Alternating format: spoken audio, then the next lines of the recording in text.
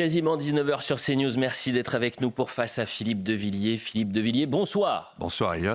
Bonsoir Geoffroy. Geoffroy Lejeune est avec nous, directeur de la rédaction du JDD. Est-ce que vous allez bien tous les deux? Mieux que le pays.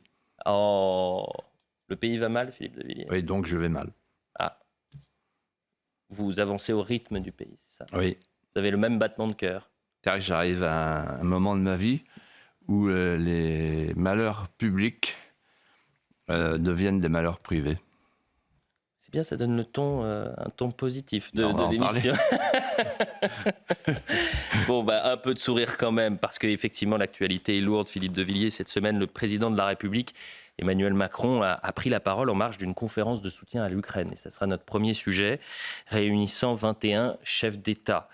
Et il a pris tout le monde de court en affirmant que l'envoi de troupes occidentales à l'avenir ne pouvait être exclu. On écoute attentivement le président de la République et on en parle juste après.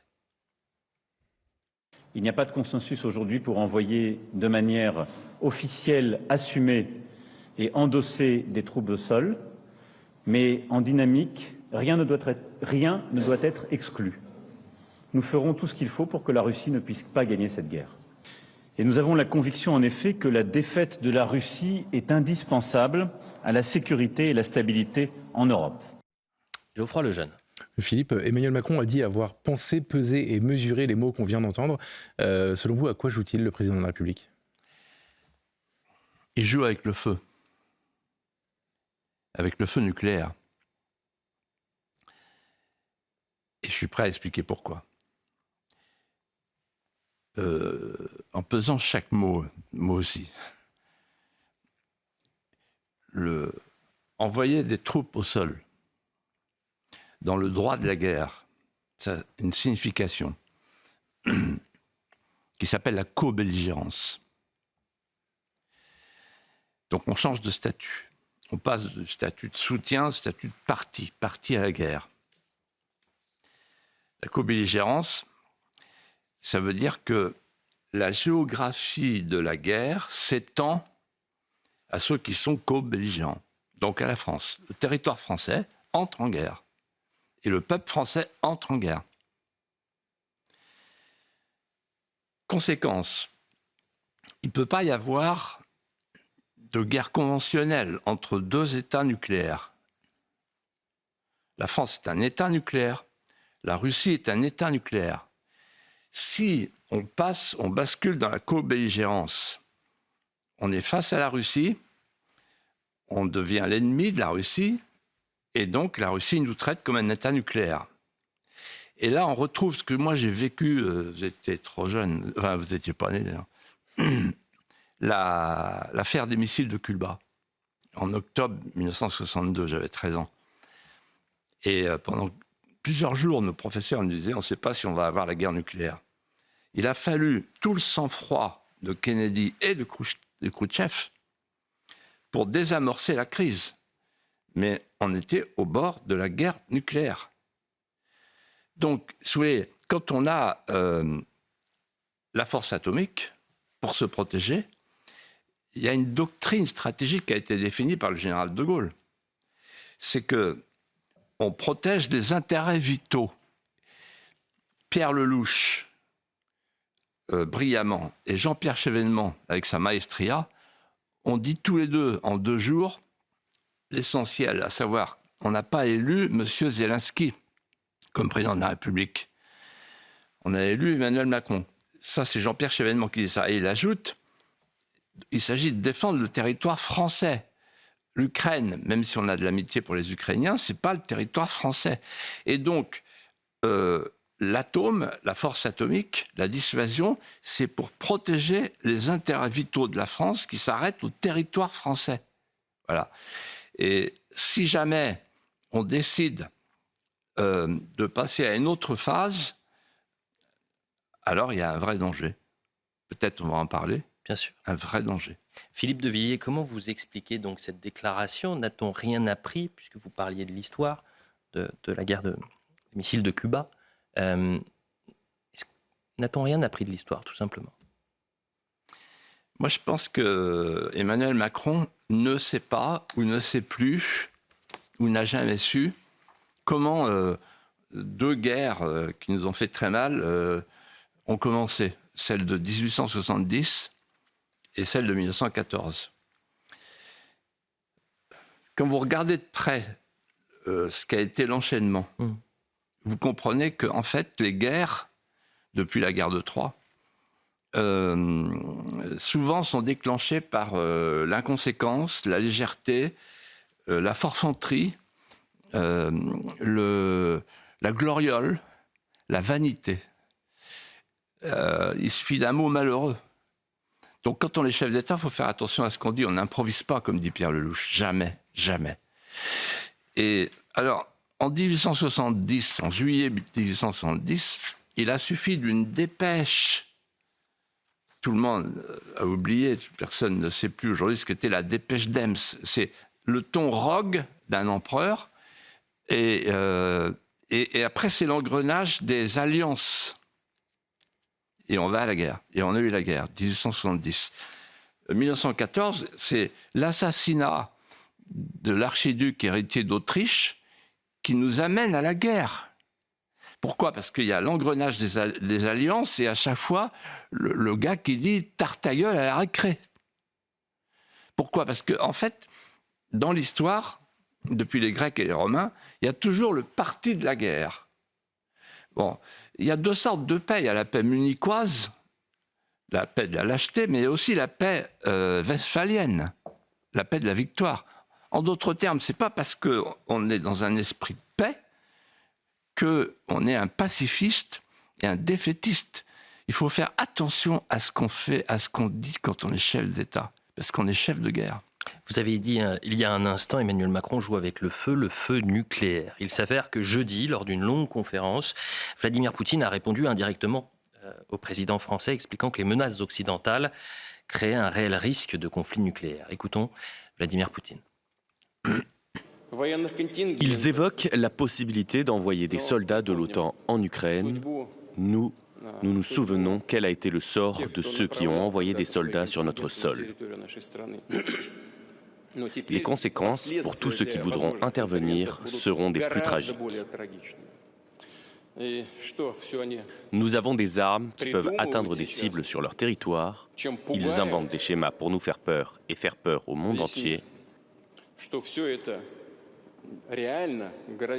Mais ces plans peuvent amener à un conflit à grande échelle et l'utilisation de l'arme atomique.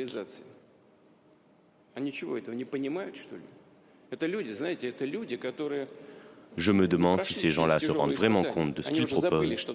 Ils n'ont jamais réellement connu la guerre. Nous, en Russie, on connaît la guerre.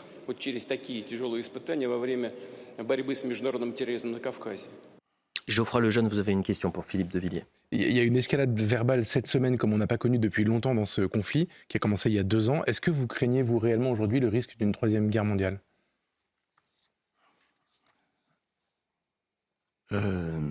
Oui. Parce qu'on a un président matamor et la preuve qu'il n'a pas réfléchi, c'est qu'il a été désavoué par le monde entier de ceux qui étaient ses soutiens. Et donc il a, vis-à-vis de la Russie, montré sa grande faiblesse. Je dis oui, mais j'ai mis du temps à répondre oui parce que on peut sortir de cette phase compliquée. Il y avait une expression prononcée par François Mitterrand, c'était sortir de la logique de guerre, c'était au Koweït, je crois, pour imposer une logique de paix. C'est ce que tous les esprits sensés devraient proposer. Mais aujourd'hui, on n'entend personne dire ça. Pourquoi ? Parce que, comme le disait un militaire de haut rang, il disait on ne peut pas dire ça, parce que si on est accusé d'être pro-Poutine, c'est incroyable. Si on dit qu'on est pour la paix, ah oui, alors vous êtes muni quoi ? Non, je suis westphalien. La paix de Mazarin, c'est pas mal. Hein. Alors soyons concrets. Vous avez parlé d'escalade. Effectivement, il y a une logique de l'escalade. Il peut y avoir une logique de la désescalade. Je voudrais expliquer pourquoi. La logique de l'escalade, on est en plein dedans. Pourquoi ? Parce que la logique de l'escalade, d'abord, c'est l'irrésolution. L'irrésolution, c'est quand le président Macron donne l'impression, en tout cas il me la donne à moi, que l'Ukraine est pour lui devenue un concept idéologique. Il s'est éloigné du réel. Un concept idéologique. Et donc il faut se battre, comme il fallait partir en Espagne avant-guerre, et là il faut se battre pour l'Ukraine. C'est idéologique. La détestation de la Russie, de tout ce qu'elle représente, ça sent l'idéologie. Mais quand on est chef d'État, on fait attention, on revient au réel. Et il tourne comme une toupie. Deuxièmement, il y a toutes les erreurs d'appréciation. J'en citerai 3 qui sont spectaculaires. C'est les tartarinades. Première tartarinade, les sanctions vont mettre à genoux la Russie. C'est Bruno Le Maire. Il faut citer les grands auteurs. Et finalement, les sanctions, elles ont pas mis à genoux la Russie, elles nous ont mis à genoux nous. Elles ont profité aux États-Unis, qui nous vendent son gaz dès qu'il fait. C'est un travail de professionnel. Et nous, ça nous a considérablement affaiblis. En plus, on paye. Deuxième tartarinade, la Russie est isolée. On a vu. Isolée avec tous les BRICS, isolée avec le Brésil, avec la Chine, avec l'Inde, avec le Moyen-Orient, avec l'Afrique. Par contre, qui est isolé, c'est nous. C'est nous, puisque l'Europe, puisque les États-Unis s'en vont sur la pointe des pieds, retrouvant l'esprit de la doctrine Monroe, c'est-à-dire l'isolationnisme. Troisième tartarinade, la contre-offensive a commencé. Il y avait une chaîne de télé qui est spécialisée dans l'affaire de l'Ukraine et qui a dit pendant des mois, la contre-offensive est en train de réussir. Et tous les Français l'ont cru. Bon, alors que sur le terrain, vous voyez bien que ce n'était pas vrai. Il y avait simplement un front à la coréenne. Bon. Et maintenant, on ne peut plus cacher que la contre-offensive a échoué, puisque c'est le chef d'état-major des armées de l'Ukraine qui l'a dit. Bon. Donc, quand vous accumulez les tartarinades, et que je vous dis, vous allez voir, je vais vous faire la guerre, moi je suis plus fort que vous, etc., on se dit, oh là là, la nouvelle tartarinade. Vous voyez ? Et même Scholz, qui est quand même pusillanime, s'en est aperçu.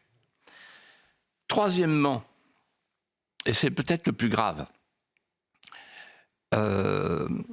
Emmanuel Macron n'a pas du tout la sensibilité qu'avait quelqu'un comme Chirac par rapport à la Russie ou De Gaulle. Il y a une phrase de Talleyrand qu'il faut avoir présent à l'esprit.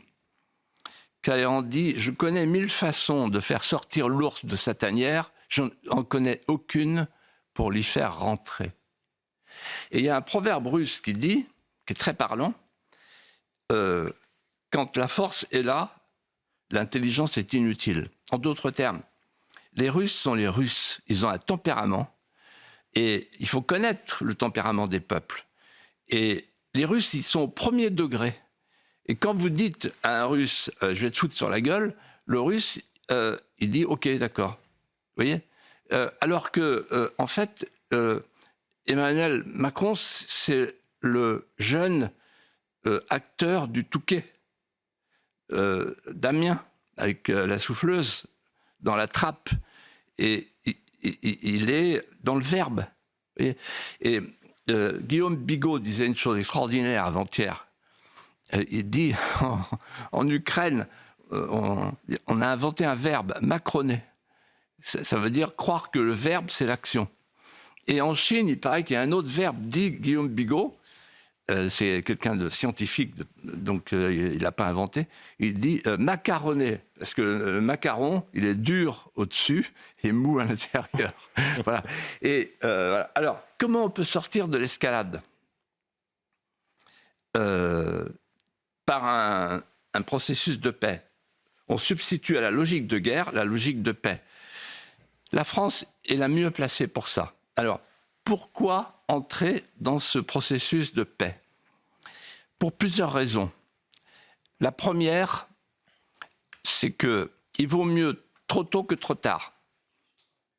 C'est-à-dire qu'il vaut mieux imposer la paix maintenant, une paix négociée maintenant que quand l'armée russe sera à Kiev.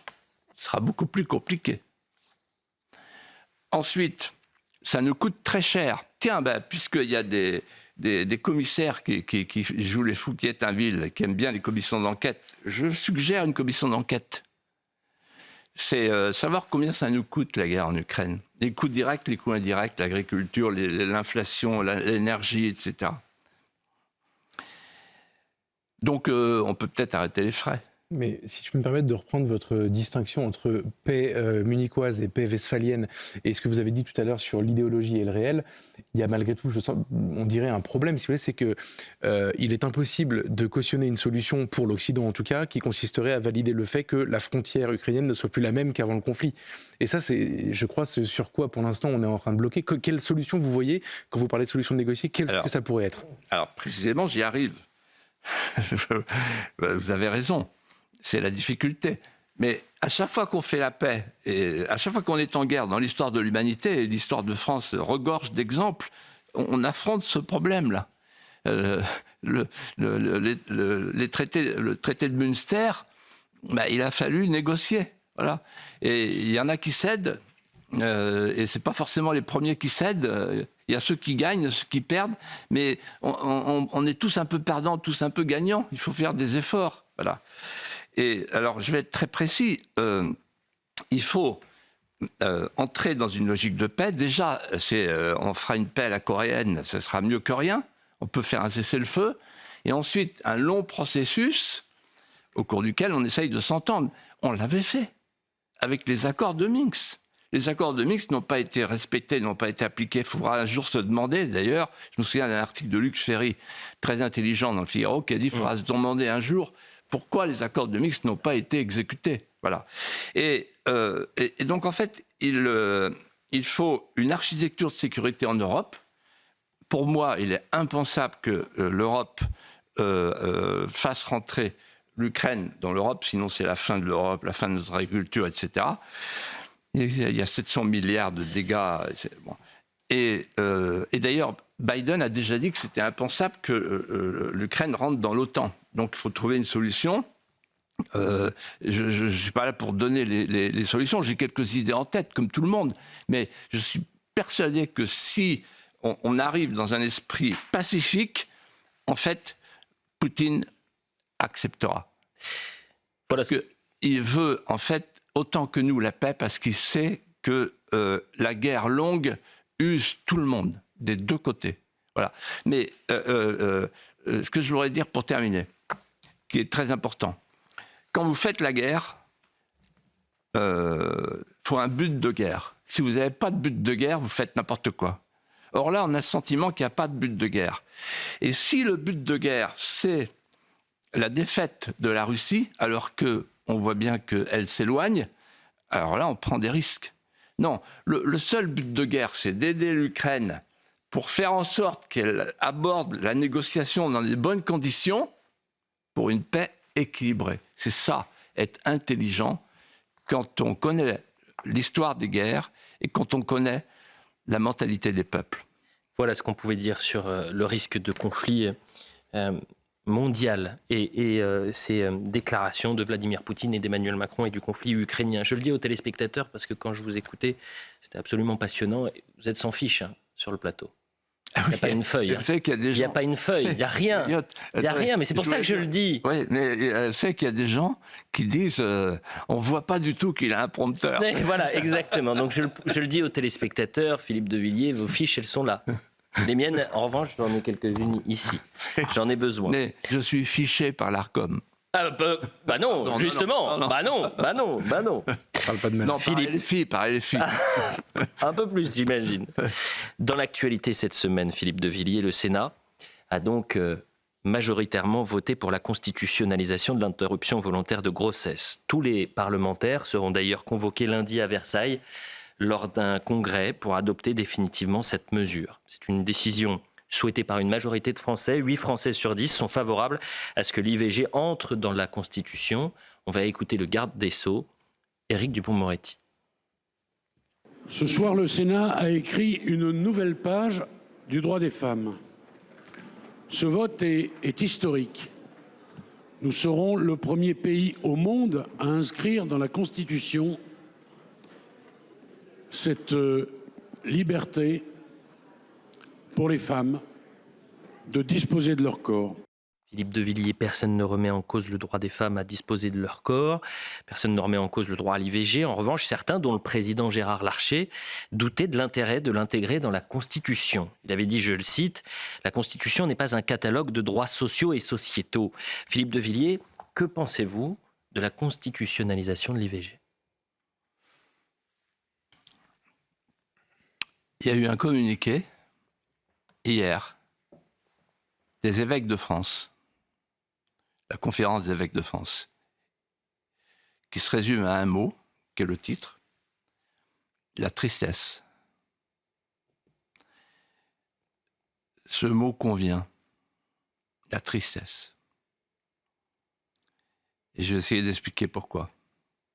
Le garde des Sceaux, on vient de le voir, annonce que la France est le premier pays du monde à inscrire dans sa loi fondamentale, parmi les valeurs suprêmes, le droit à l'avortement. Les conséquences sont vertigineuses. Première conséquence, la clause de conscience. C'est fini. La clause de conscience pour les médecins et les personnels de santé. C'est un viol de conviction intime. C'est la fin du serment d'Hippocrate. Tu ne tueras pas.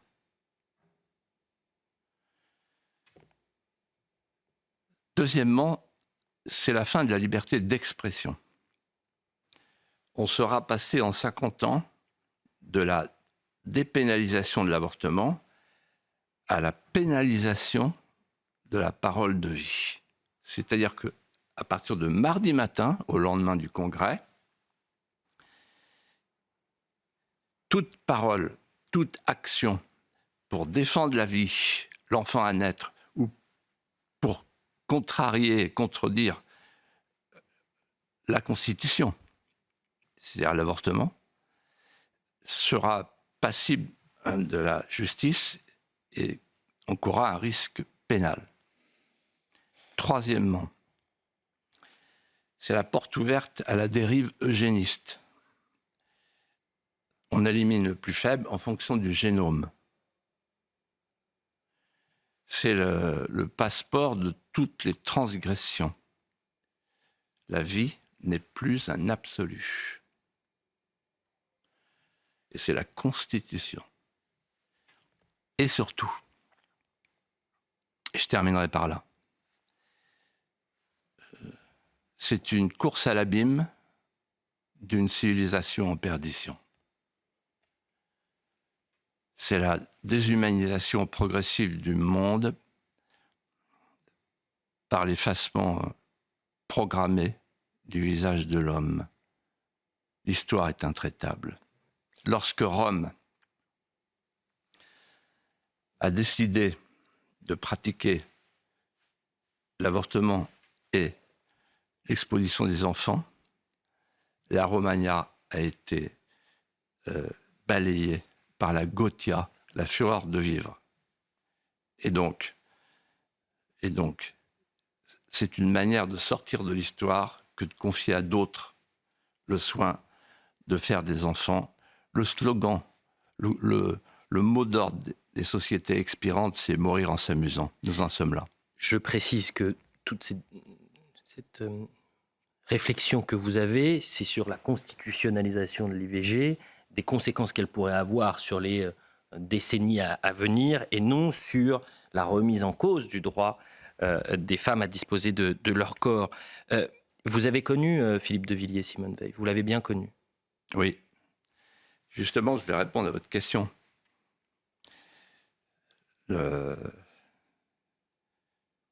Simone Veil, j'ai eu des conversations avec elle, de nombreuses conversations avec elle, parce qu'on était à l'UDF ensemble. On était voisins. Et on avait des relations à la fois amicales et franches, comme on dit en diplomatie. Simone Veil, en fait, si elle était là, elle ne serait pas d'accord.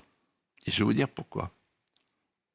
Et je vais sans doute étonner beaucoup de téléspectateurs.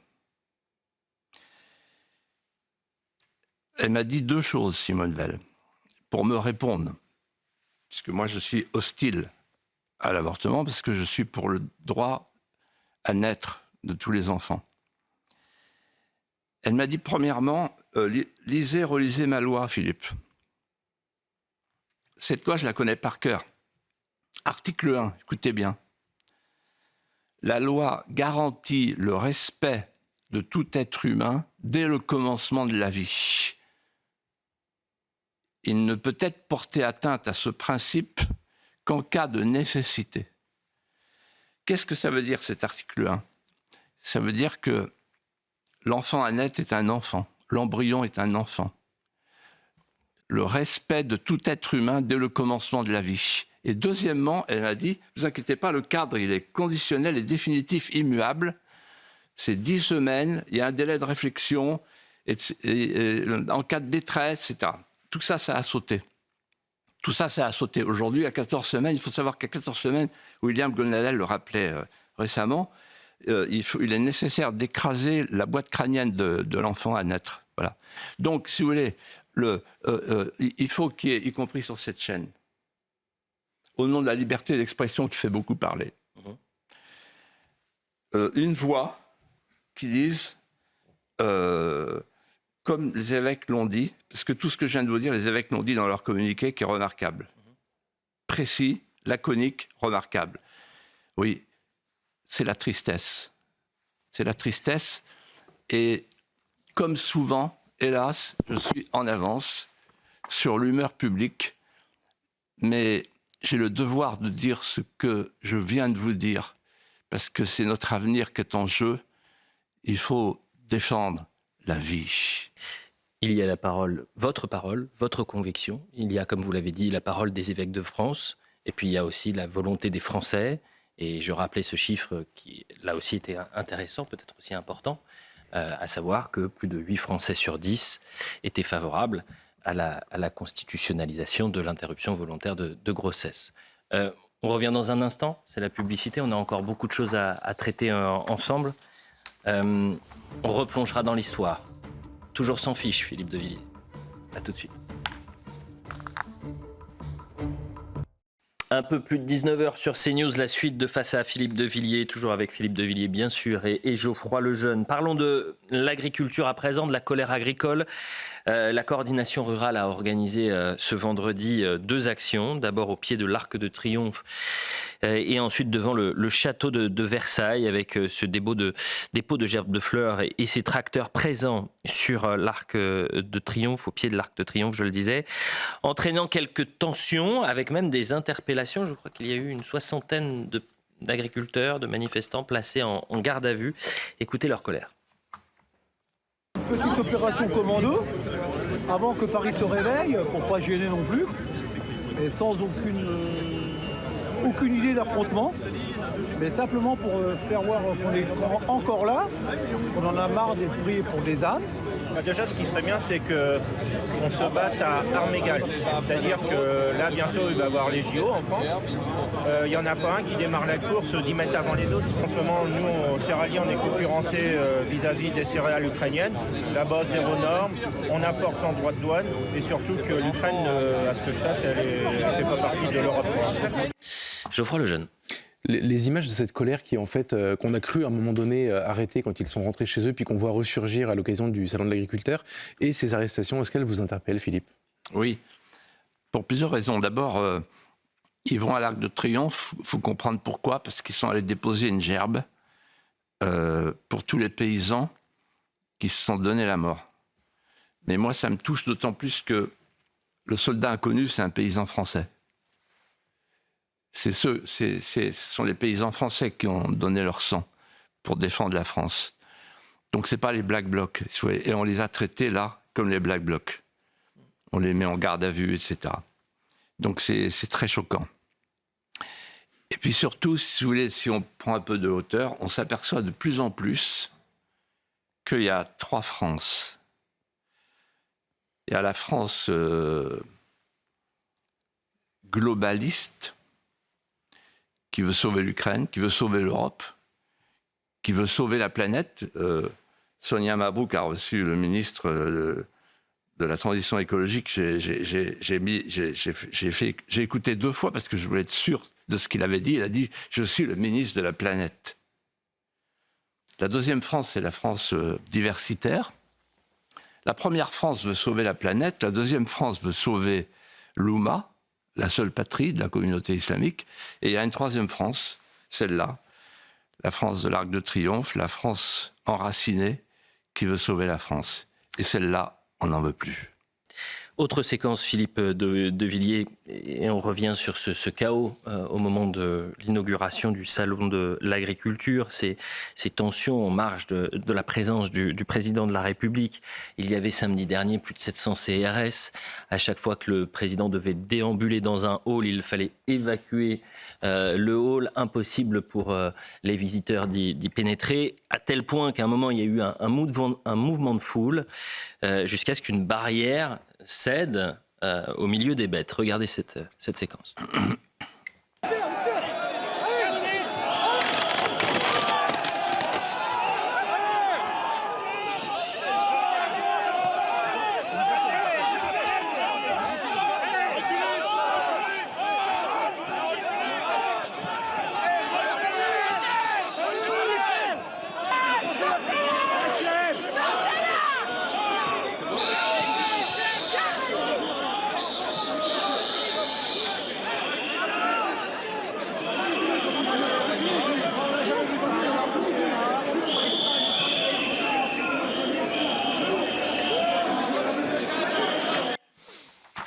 Comment avez-vous vécu cette séquence, Philippe de Villiers ? C'est une image forte. On a l'impression de voir les gendarmes fils de paysans qui tombent sur leurs neveux. C'est Créon qui tombe sur Antigone. C'est une image inouïe, inédite. On n'a jamais vu ça. Et puis il y a eu surtout deux scènes. Une scène néronienne et une scène macronienne. La scène néronienne, c'est le matamor, toujours, qui arrive, le président, et qui en fait se retrouve dans une salle frigorifique, entouré de quelques paysans pour ne pas écouter les huées. Il y a Vincent Trémoille de Villers qui citait « La guerre de Troie n'aura pas lieu ». Il y a Hector qui dit à Ulysse « Le privilège des grands, c'est qu'on peut voir les catastrophes depuis une terrasse ». Et donc voir le président enfermé dans une salle de stockage de choux-fleurs pour tenter d'apaiser la colère. Et on a une paysanne qui lui dit « On va crever ». Et il répond « On a les prix planchers », le verbe. Et puis la deuxième image, alors je dis néronienne parce que c'est honte à qui peut chanter pendant que Rome brûle, sauf s'il a la voix et la lyre de Néron. Néron, il met le feu partout, et puis après, on le voit, il se sauve dans Rome, il cherche un abri, il finit par trouver une petite salle comme ça. Et la deuxième scène allégorique, c'est la scène vraiment macronienne, c'est que c'est l'invitation fantôme. Pourquoi ? Parce qu'elle signifie quelque chose. Elle signifie en fait, non seulement le en même temps, mais je veux transformer la France.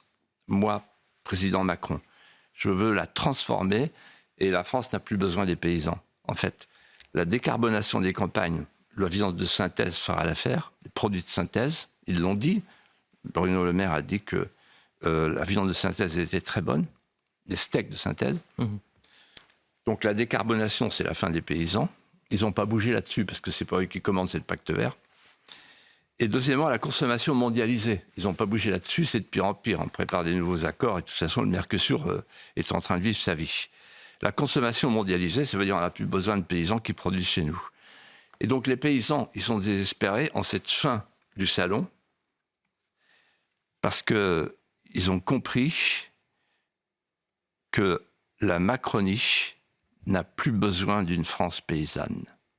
La Macronie, c'est une société mondialisée qui se fournit au prix du monde et qui n'a plus besoin des prairies françaises, autrement que pour une redéfinition de l'agriculture. La terre, c'est quand on la travaille, la campagne, c'est quand on regarde travailler les autres.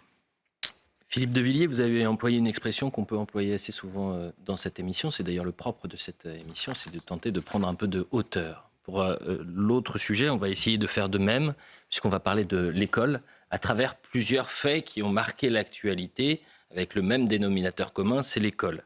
Lundi, on apprenait par exemple qu'à Nîmes, les enseignants d'une école se mettaient en arrêt maladie pour la quasi-totalité d'entre eux dans un quartier rongé par le trafic de stupéfiants. Lundi encore à Drancy, un instituteur du groupe scolaire Timbaud de Verpe n'était pas présent pour la rentrée, incarcéré pendant les vacances, accusé de chanter à la gloire du djihad. Enfin dans le Doubs, l'école élémentaire de Daniel Janet a été mise à sac. C'était samedi dernier par des très jeunes enfants. Estimation des dégâts, plus de 30 000 €. Vous aviez envie, à travers ces faits d'actualité, de nous parler de cette école de la République qui, selon vous, est en danger, Philippe de Villiers. Oui, parce que tous ces faits, ils ont une signification et nous invitent à tirer une conclusion, qui est la suivante. Il est impossible de concevoir une école qui recivilise avec une société qui décivilise, pour reprendre les expressions du président de la République. Mmh. Pourquoi ? Parce que une société violente, elle produit une école violente. Une société déculturée, elle produit une école déculturée. Une société décoloniale, elle produit une école décoloniale. La société de la honte et de la peur, elle produit une école de la honte et de la peur. Et les deux mots qui ont été repérés par l'inspecteur général Aubin dans son rapport sur l'école, c'est la peur et la honte. La peur d'enseigner, la peur de transmettre. Quand on fait le lien entre l'école de Péguy, les hussards noirs de la République et le professeur Aubin, on se dit « quelle dégringolade !» Parce que les hussards noirs, il les décrit comme des gens sveltes, sanglés, sérieux, qui sont conscients de leur précoce et très grande omnipotence. Le professeur de Péguy, il est souverain de sa classe. Or, les profs sont tombés de leur chair ou de leur estrade. Aujourd'hui, ils ont peur. Le prof de Péguy, il est conscient de sa mission. Et sa mission, c'est l'identification. Assimiler, c'est identifier. Ils veulent faire des têtes épiques, comme dirait Victor Hugo. Ils veulent proposer des modèles. Ils proposent des modèles auxquels on peut s'identifier. L'éducation, la transmission, c'est les modèles. Mettre à la disposition des jeunes des modèles. Alors, aujourd'hui, les profs ont peur, c'est-à-dire que ils n'osent plus enseigner à l'ancienne, ou plutôt, comme dit M. Aubin, il y a un enseignement halal et un enseignement haram. Je cite, un enseignement autorisé, un enseignement interdit. L'assimilation, c'est faire de l'autre un autre soi. Et si vous me permettez une métaphore, De Gaulle a défini l'assimilation à sa manière, avec une phrase qui m'a toujours paru mystérieuse et qui est très significative. Il dit « Dans toutes les victoires d'Alexandre, on retrouve Aristote ». Ça veut dire qu'en fait, il donne le fil de la mémoire grecque. Et moi, je dirais, dans toutes les victoires de Leclerc ou de Delattre, on retrouve le tronçon de l'épée, la pensée française. Et si jamais on ne donne plus à l'école le tronçon de l'épée de Childéric et la pensée française avec le pupitre de Robert Sorbon et saint Thomas d'Aquin, alors la chaîne sera coupée. Et elle est en voie d'être coupée. Et puis, la honte, c'est la honte de ce que nous sommes. On n'a plus la fierté de transmettre parce qu'on ne sait plus très bien qui on est. Vous savez, la lettre aux djihadistes, chers djihadistes, de Philippe Muret. Chevauchant vos éléphants de fer et de feu, Vous êtes entré dans le magasin de porcelaine, mais dans le magasin de porcelaine, il n'y a plus rien. Il nous reste quelques minutes, Philippe de Villiers. Geoffroy Lejeune avait une question pour vous, mais c'est vrai que le temps défile et cette émission n'est pas face à Philippe de Villiers si face à vous il n'y a pas l'histoire. L'histoire encore et toujours l'histoire. Nous sommes en février 1916, Philippe de Villiers. Voilà 9 jours que la bataille de Verdun a commencé. Et dans l'enfer de Verdun, plus de 700 000 soldats vont mourir au front, allemands comme français. Que peut signifier la bataille de Verdun pour les jeunes Français d'aujourd'hui ? Quand je suis allé à Verdun pour la première fois, j'avais 10 ans. J'ai compris au premier coup d'œil ce qu'avait pu être la grande ordalie de tout un peuple. On est comme pris à la gorge par le silence infini de la plaine calcinée. La vie s'est absentée. L'histoire est muette. On dirait que la mémoire est trop lourde à porter. Il n'y a plus d'arbres. Les arbres ne repoussent plus. Il n'y a plus d'oiseaux qui chantent. Ils ne sont jamais revenus. Il y a juste là-bas une plainte lointaine d'un rescapé de la tranchée des baïonnettes, où ont été ensevelis vivants des milliers de poilus, fusils à la main, saisis, statufiés pour toujours. Où sont les familles? Où sont les hommages? Où est passé le souvenir? C'est fini. J'entends la voix lointaine, vibrante, de ce rescapé d'Orgelès en 1919, qui s'adresse à ses frères d'âme. Chers camarades, les temps qui viennent vont périmer vos visages et jusqu'à vos croix insignifiantes. On oubliera. Oh, je sais bien, c'est odieux, c'est cruel, mais comment imaginer? C'est ainsi, c'est humain. C'est humain parce que, tout pareil à ces étangs transparents, dont l'eau liquide dort sur un lit de bourbe, le cœur de l'homme filtre les souvenirs et ne garde que ceux des beaux jours. La plainte, la douleur, les haines, les regrets éternels, tout cela tombe au fond. Tout cela est trop lourd. On oubliera. Les voiles de deuil, comme des feuilles mortes, tomberont, et l'image du soldat disparu s'effacera lentement dans le cœur consolé de ceux qui l'aimaient tant. Oui, mes camarades. Oui, mes morts, mes pauvres morts, c'est maintenant que vous allez souffrir. Sans croix, pour vous garder. Sans cœur vous blottir. Je vous vois qui vagabondez avec des gestes qui tâtonnent, cherchant dans la nuit éternelle tous ces vivants ingrats qui vous ont oublié. On oubliera. Ainsi va la mémoire d'un peuple.